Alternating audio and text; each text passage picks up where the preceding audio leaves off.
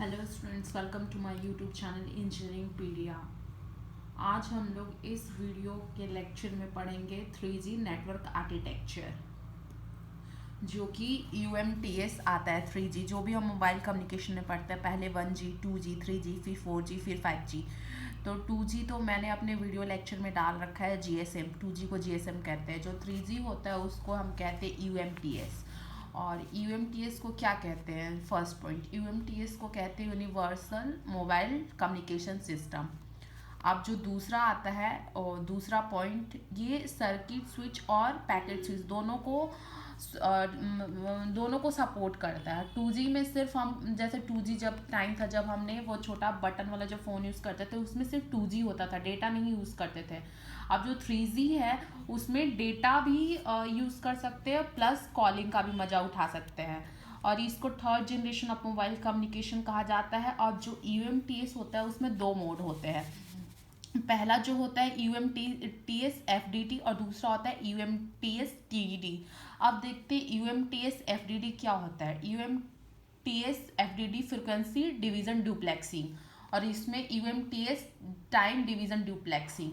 तो जो UMTS FDD होता है उसमें दो फ्रिक्वेंसी यूज़ करते हैं।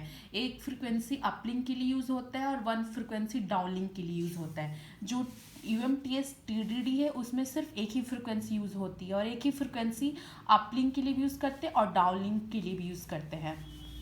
अब ये आर्किटेक्चर है UMTS का। तो ये जो आर्किटेक्चर है ये UMTS का, ये 3 पार्ट में डिवाइड है। जो पहला पार्ट में डिवाइड है उसको हम कहते हैं यूज़र इक्विपमेंट। जो दूसरा पार्ट है UMTS का उसको कहते हैं उत्तरण। उत्तरण क्या है? UMTS terrestrial radio access network. और जो CN है उसको हम कहते हैं कोर नेटवर्क। अब हम देखते हैं जो यूज़र इक्विपमेंट में आता है वो दो पार्ट में आता है। एक ME, जो मोबाइल यूज़र उसमें जो सिम डाल देते हैं वो बन जाते हैं यूज़र इक्विपमेंट। अब इसमें उत्तरण में ये एंटीना लगा है जिसको हम कहते हैं नोड बी। ये RNC रेडियो नेटवर्क सर्किट। और जब एंटीना से RNC में कनेक्ट होता है उसको कहते हैं हम लब। और एंटीना, ये node B, antenna basically is node B से और RNC में जो कनेक्ट होता है लब कहते हैं। जो रेडियो नेटवर्क सर्किट से रेडियो नेटवर्क सर्किट में जो कनेक्ट होता है उस सर्किट को कहते हैं लर। अब जो यूज़र इक्विपमेंट और उत्तरण में जो कनेक्शन होता है इन दोनों के बीच में उसको कहते हैं EU, यूज़र इंटरफेरेंस। अब ये जो तीसरा पार्ट है कोर नेटवर्क में क्या आता है? MSC आता है, GMSC mobile circuit switching, gateway mobile circuit switching, और सर्विंग गेटवे स्विचिंग नेटवर्क, और GGSN। अब ये यहाँ से कनेक्ट होके जाता है PSTN में, और ये इसको प्रोवाइड करता है PDN में। ये यहाँ से अब जो RNC से लेके जो कोर नेटवर्क में जो कनेक्शन होता है वो LUCS के थ्रू होता है। जो RNC से जो कोर नेटवर्क में जो कनेक्शन होता है उसको लप्स कहते हैं। अब हम ये सबको एक्सप्लेन एक एक करती हूँ, एक एक कंपोनेंट को, किसमें क्या है आर्किटेक्चर में। ये रहा पहले ये सब फुल फॉर्म है कि RNC किसको कहते हैं। तो RNC जो होता है वो रेडियो नेटवर्क कंट्रोल को कहते हैं।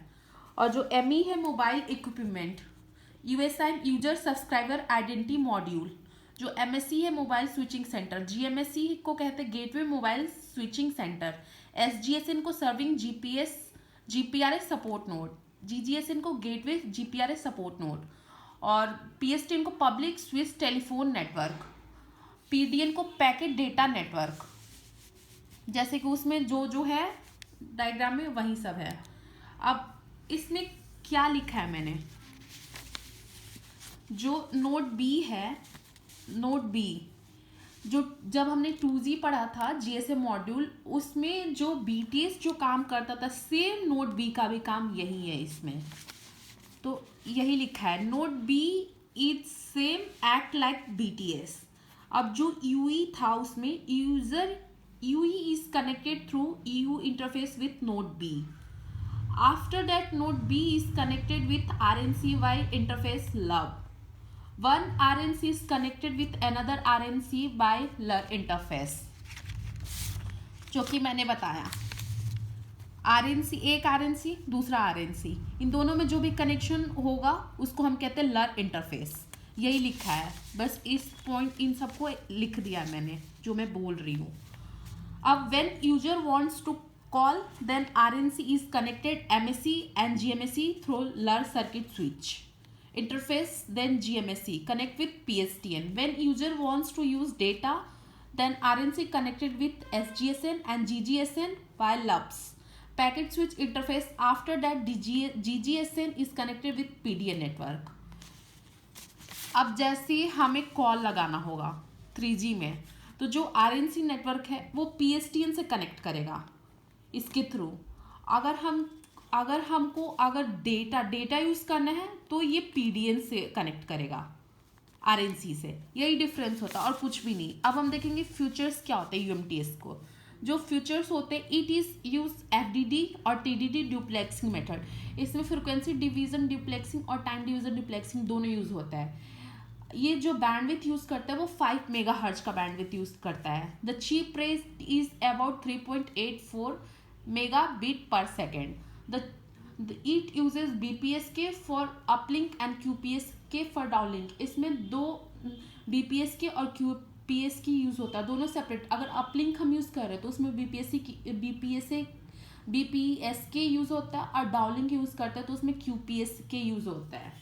Thank you students. अगर आप लोगों को मेरा वीडियो अच्छा लगा हो तो प्लीज़ लाइक करें, कमेंट करें और मेरे चैनल को सब्सक्राइब करना ना भूलें।